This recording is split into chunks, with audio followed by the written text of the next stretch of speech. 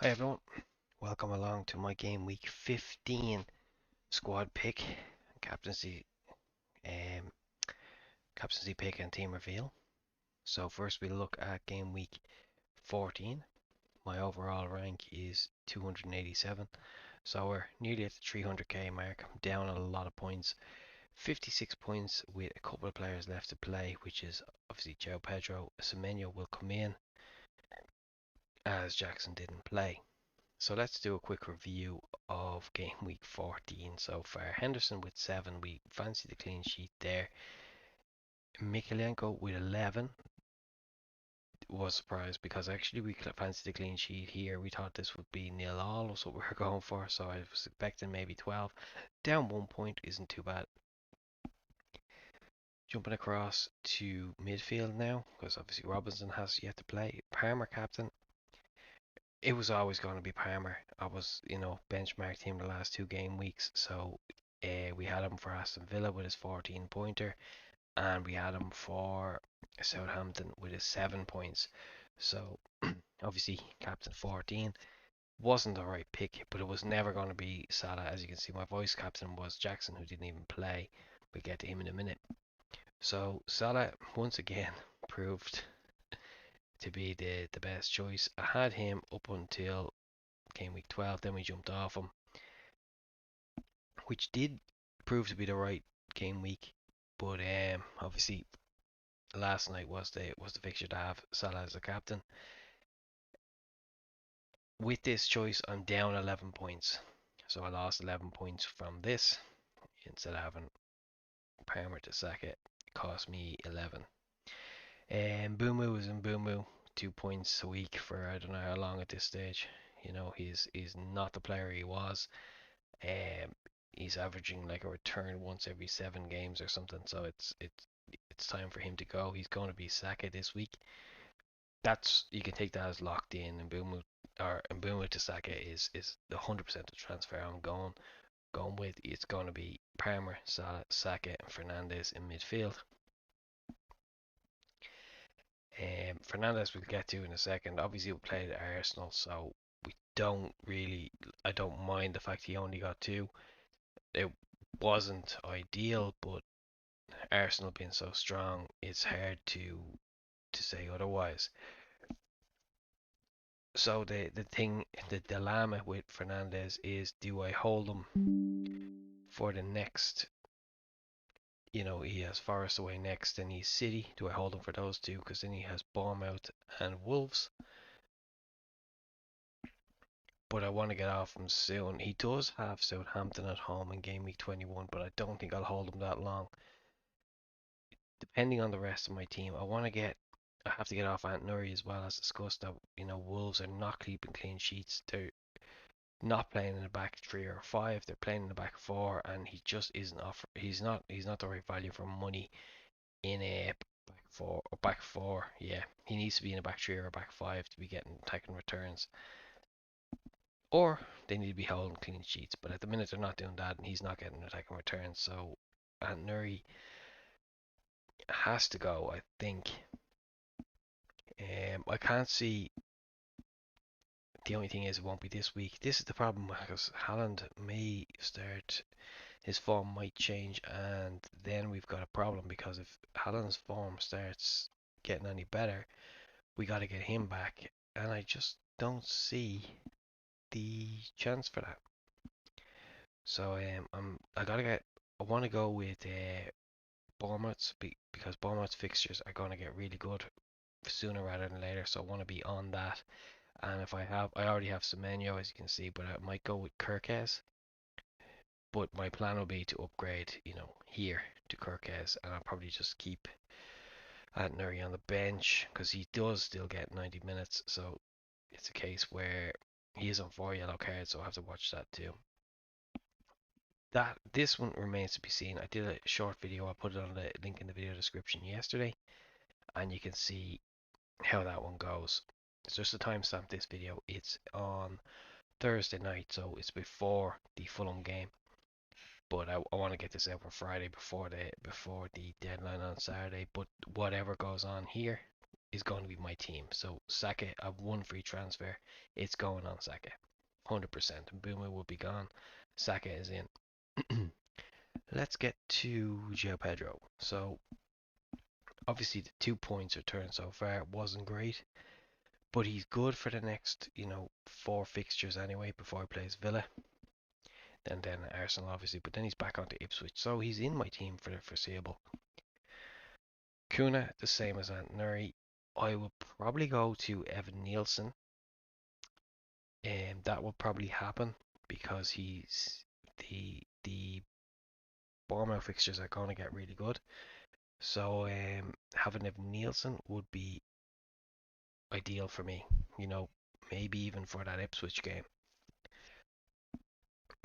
They play Ipswich in game week 15, and then they go on to West Ham, who brings me to another topic. West Ham could be under new managers, so that could also bring Bowen in, and then I could go Fernandez to Bowen, probably free up a bit more cash, and then I can look at one of these guys going up.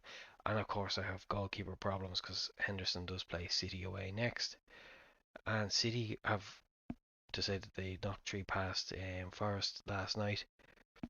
They found a bit of form against weaker teams. So Haaland is in this period, this is when I would have planned to get Haaland back because they play Palace, Man United, Villa.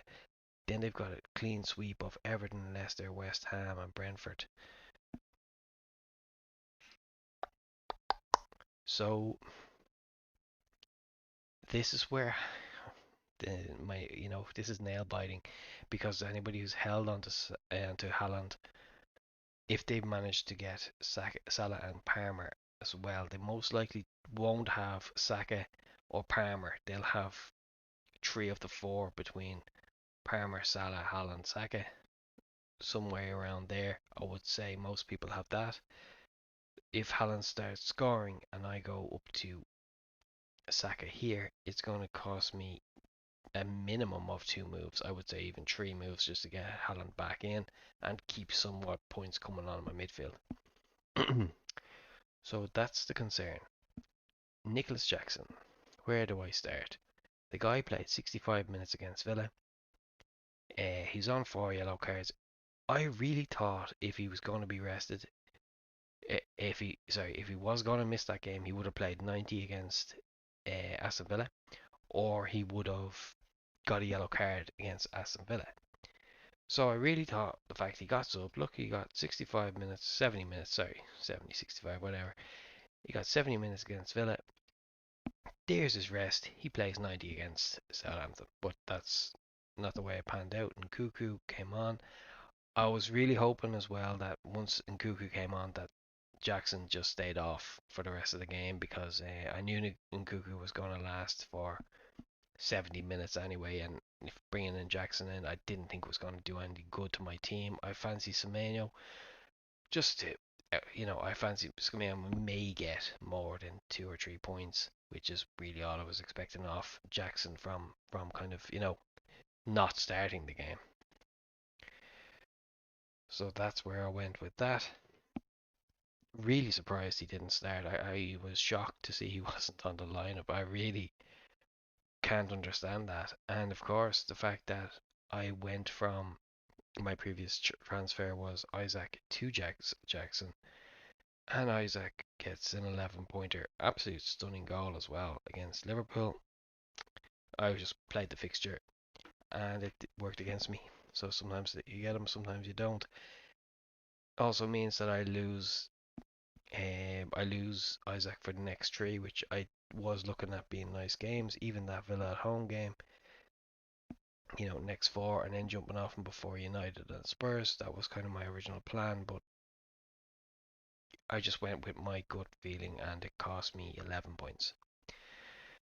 That's prime FPL. It happens to me all the time. I'm still in the top 300k though, so even though it is red arrows, it's the 11-pointer red arrow that I dropped. So anybody who got 36 off Salah, they're getting greens. Anybody who didn't captain Salah went with pretty much anybody else is guaranteed a red arrow. Okay, so that's my plan. I'll just show you, just so you can see, I do have the money in the bank here, 3.6 million, which does mean I can go here, here, and I'll still have half a million in the bank. So that is the transfer I'm gonna make. I think you have to have someone here. If I was to downgrade further, like I said, to a Bowen, I'm just doing this to show that I do have the money to do it. I'm not actually going to take these hits, so I want to go to West Ham, and where is Bowen? Here. So that'll give me 1.5. It's a bit more money to pump somewhere else. Like we were saying as well, Kuna to Evan Nielsen, just showing you these. So that gives me 2.3. So I can go then, just if I wanted to a 6 million defender. Now that would bring me to someone like, Gabriel when he comes back, obviously.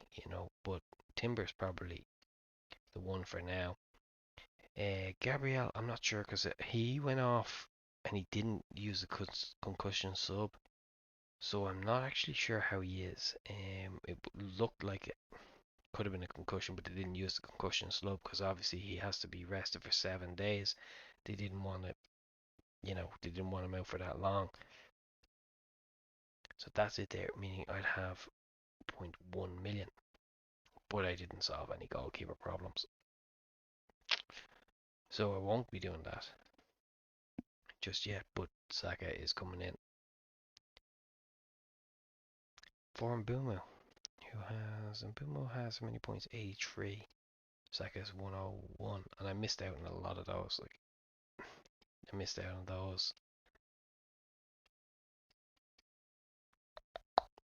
Don't want to miss out on any more. And Kuna's fixtures are turning, so Evan Nielsen will be nice. That frees up 0.8.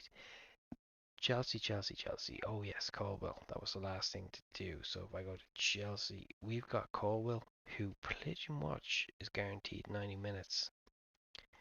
So I'm thinking Levi Colwell will be a good move.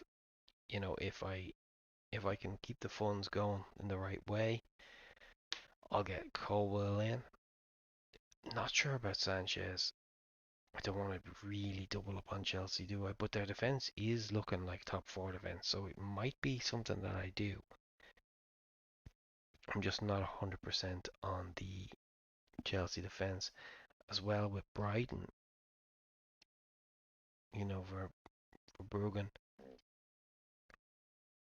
you just have to make sure he's going to play, but he's not picking up super amount of points. But I do like the Brighton defense. I think if I'm going anywhere, I try to get to this Sputian or Van Heck. So I think I might just leave it there. I think I have everything covered with injuries, Bournemouth, Chelsea. My defense plans, just want to make sure I have everything ticked off. We didn't cover Robinson, but they have Arsenal next. They actually have a pretty bad run. They've Arsenal, Liverpool, then they've Southampton, Chelsea, Bournemouth, Ipswich, and West Ham. So I'm not going to get rid of anybody from Fulham, which is only one player. It's just I'm going to have to. That's what my kind of plan is, to bench him around those fixtures, because I still have Ant Nuri picking me up 2 points, because he's not going to get attack and return. He's probably not going to hold a clean sheet, even though his fixtures are good for the next three. I just don't know about whether or not like West Ham's fixtures are good for the next four. But I think I'm going to just miss that boat for now and focus on Bournemouth so I'll have them in place when their fixtures change. Well, I would ask you to like, sub, and check out the link in the video description for previous transfers and my transfer thoughts. And of course, if you want to see my rank go down, you can see that too in previous videos. Well, thanks everyone for watching. Take care.